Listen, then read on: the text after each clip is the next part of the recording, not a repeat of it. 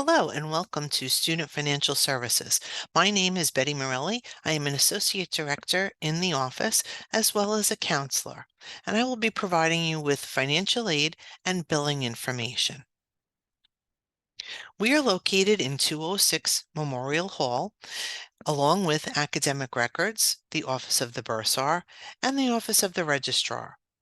For questions, please call our main line 516-463-8000.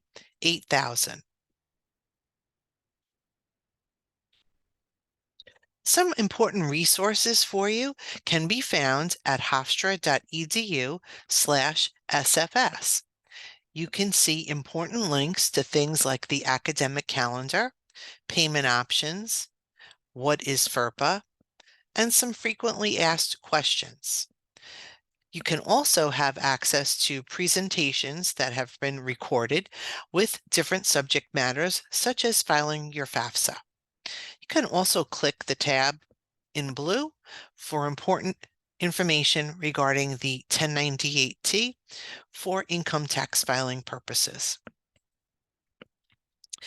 Financial aid Bursar timeline. So this timeline gives you the monthly schedule as to what you should be doing each month of the year. Right now, you'll see that we are in June. You will be reviewing pre-bills and thinking about your payment options. In the month of July, you will review your final bill and you will ensure that payments are ready for your due date of August 1st. So any loans that you were thinking of putting in place or a payment plan option, that should be something that has already been determined. Payment due date is August 1st. September 5th is the first day of the fall semester. And by December 2023, you'll be filing the new FAFSA, the 2024-2025 FAFSA for the following academic year. Your financial aid checklist includes things like making sure that the high school has submitted the final high school transcript to Hofstra University. Any transcripts received can then be reviewed for college credits that the student may have earned that can be applied to their Hofstra account. If you have not already filed your FAFSA on studentaid.gov, it's not too late. You can still complete the FAFSA in order to be considered for federal aid. Certain institutional awards do require the completion of FAFSA each year. New York State aid also requires the completion of a TAP application each year. If you have not already done one for the 23-24 academic year, please visit hesc.ny.gov. You can also be sure that your student is accepting their financial aid. If they will be using loans or federal work study, that's something that can be done on the Hofstra portal. If you click hofstra.edu/accept award, that will give you information about where to find the loan and federal work study offer and how the student could go about accepting that offer. hofstra.edu/SFS how-to is a great place for the student to become familiar with how to navigate the student portal. hofstra.edu/SFS forms is also where you can find any forms that you need to complete in order to fulfill a requirement. The financial aid checklist listed below will show you the different loans as well as their interest rates and the fee that the government will charge to process that loan. First, you see listed the federal direct subsidized loan. That loan does not accrue interest while the student is in school, but will begin to accrue interest 6 months after graduation when it goes into repayment. The interest rate on that loan is 5.5% for the coming year. The fee is 1.057%, which means the government will take that 1.057% off of the amount of the loan as a processing fee. The direct unsubsidized loan will have the same interest rate. The difference is that that loan will begin to accrue interest from the date the loan disperses. The same fee amount would be deducted, 1.057%. On the Parent Plus loan, that loan is specifically for parents as the borrower. The interest rate is 8.05%, and the loan processing fee is 4.228%. The private alternative loan is a loan a student can apply for as the borrower with a creditworthy cosigner. They must be 18 years of age. Rates on private loans vary depending on the lender, and repayment terms also varies based on the lender. So complete steps needed for loan processing. For the federal loans, students are required to complete two things. One is called entrance counseling for the subsidized and unsubsidized loans, and the other is called a master promissory note, or MPN. This is their electronic signature promising to repay the loan. Loans will not disperse without the completion of the federal loan requirements. They can be completed on studentaid.gov. For Parent Plus loans, parents need to complete a separate application called the Plus Loan application. That particular loan does require a master promissory note as well, and both can be completed on studentaid.gov.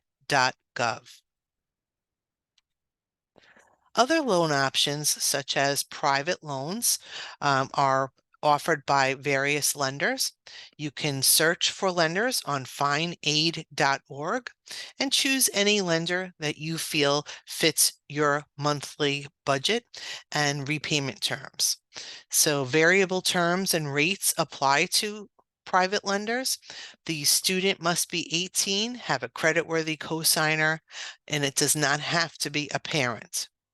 The other option is home equity loans. Parents who have large amounts of equity in their home may want to consider this as an option. Some home equity loans offer you a revolving line of credit that as you pay it back, it becomes available again.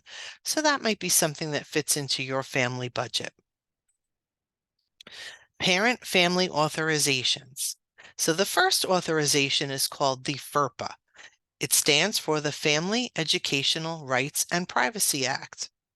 Students must give you FERPA rights in order for you to discuss the bill and financial aid, grades, registration, etc. with our office.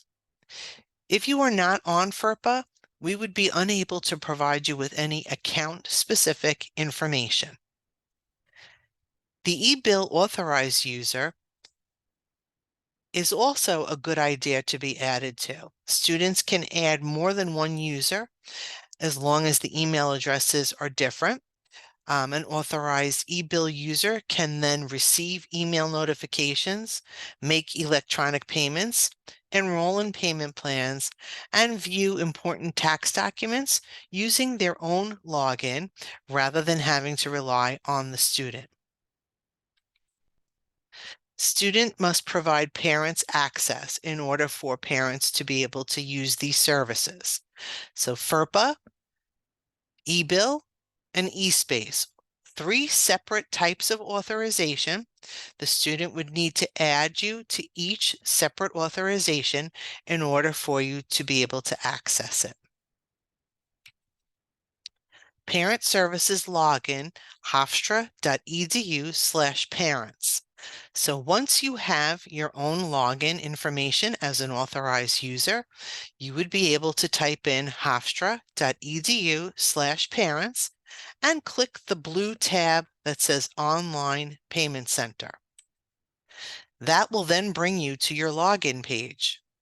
Where it says email is where you can type in the email address your student used to set you up as an authorized user, and the temporary password that Hofstra sent to you. You can then reset your password to be your own. Hofstra is ebill only. All bills are available only through the ebill system. You will not receive a paper bill. Authorized users and students will receive notification when new statements are available and can view and print statements. Statements can be printed anytime on demand from within the payment center. Pride email account is the official way that we communicate with our students. The only other email address we can use is that of an authorized user set up by the student. Know the deadlines. Fall semester invoices will always be due the first week of August, and spring semester invoices will always be due the first week of January. Any account balance not cleared by the due dates are subject to late fees. Sample e-bills can be seen on hofstra.edu/sample bill. It will include tuition, fees, food and housing, and any anticipated credits, any payments made, any loans, scholarships, or other financial aid that has not yet been paid but has been posted to the account will be able to be viewed on the e-bill. Future payment plan payments due if enrolled in a payment plan will also appear on that statement. Here is your sample e-bill. You'll notice that on the left are the charges and fees, and on the right you'll see the anticipated credits or credits. And in the upper right corner is where you'll see the statement date, the term, any future or previous balance, the total amount due, and the due date. Payment options. Payment options can be done online by e-check, where there's no fee involved, using your bank checking account statement, or by credit card. Credit cards do include a fee because we use a third-party vendor. The fee is 2.95% of the transaction, a minimum of $3 per transaction.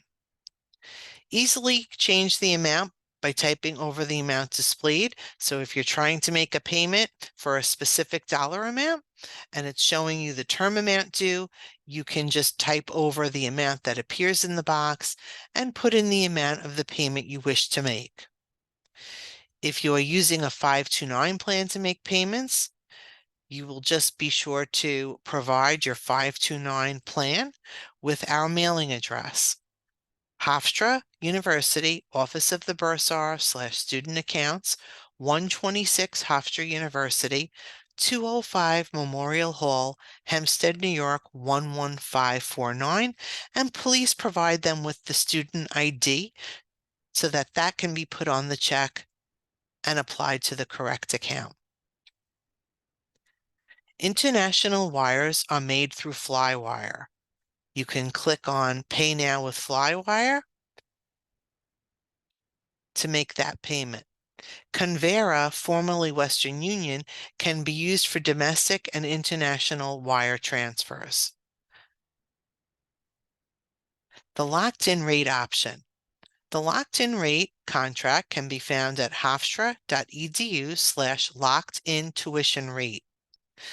It's a planning tool, and it helps you by consistently charging you the same amount for all 8 semesters. It does not obligate you or the student for 4 years of payment if the student withdraws. The completed form must be received prior to the first day of the term, September 5th.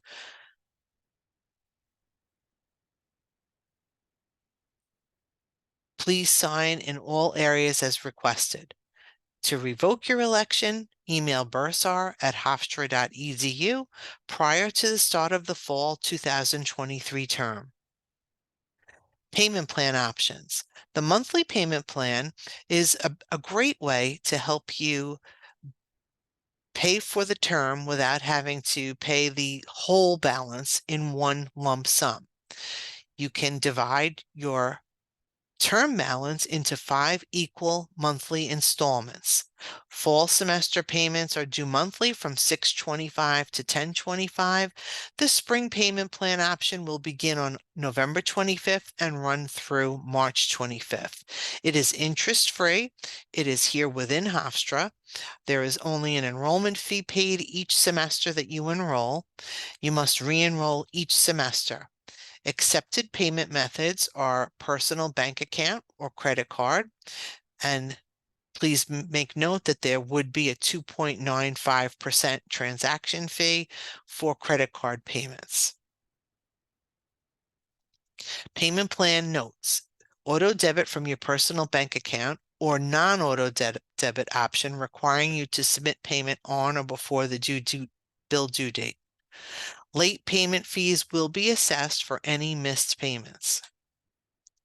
The Dewar Tuition Refund Insurance.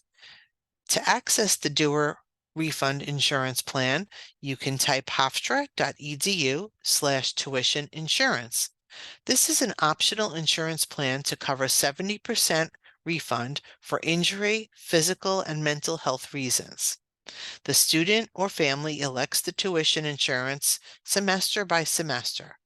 The cost is $196 for off-campus students, which ensures tuition only, or $259 for on-campus students, ensures tuition, food, and housing per semester for the 2023-2024 fiscal year. To revoke your election, email bursar@hofstra.edu prior to the start of the semester for which you are enrolled. Fall 2023 begins 9/5. Once the semester begins, Hofstra cannot refund for the insurance as we are responsible to pay the third-party insurer, AWG Dewar. Outside scholarships and third-party payments. Students awarded an outside scholarship must report all information to the third-party payment office in the office of the bursar. Provide complete information prior to the due date of bill. The official award letter from the organization issuing payment. The semester and charges covered, tuition, fees, housing, and the contact information for the organization. You can email documentation to bursar third-party at hofstra.edu or mail it to our office. Refunds. Credit balances coming from federal Title IV aid, such as direct loans, PLUS loans, and Pell, must be refunded to the student within 14 days of disbursement unless permission has been given to the university to hold the funds. Students can go to hofstra.edu/fund authorization to complete that fund authorization and allow funds from, let's say, fall term to roll over and be used to spring term. To avoid a credit on your account, be sure to review your bill before the bill due dates and reduce any excess loans before they are paid. hofstra.edu/SFS forms is where you can find a form called the Request to Return Reduced Loan Funds. If you'd like to return loan funds, you can fill out that form and send it to sfs@hofstra.edu. If you would like a refund, you can set up an e-refund account through your student payment center. hofstra.edu/SFS how-to is where you can find step-by-step instructions on how to set up an e-refund. The main takeaways from today should be that you want to have your student provide you with FERPA authorization. You would like to have your student add your email address as an authorized user before the orientation week is over. Contact your student financial services counselor with any questions that you have early in the process so that you get the answers you need. Be proactive in communicating any issues or concerns with our office. We're here to help.